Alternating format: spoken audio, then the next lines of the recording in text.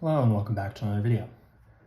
This problem we have the expression 2 times x squared minus x plus 3 times x squared minus x.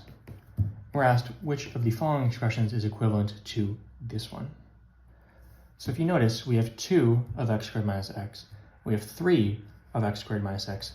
So if you have 2 of something plus 3 of something, that's equal to 5 of something, no matter what that something is. So we have 5 of that something is x squared minus x.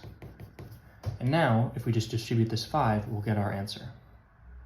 You could just distribute it out first, and then add like terms and simplify, and you'd get your answer in a similar way, but it would take a little bit longer. So it's helpful when you're taking the test to notice these patterns and maybe find a quicker way to get to the solution.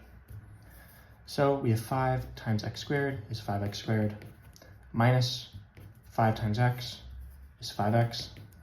So our final answer is 5x squared minus 5x. Or A is your final answer. As always, thank you for liking and subscribing, and I'll see you in the next video.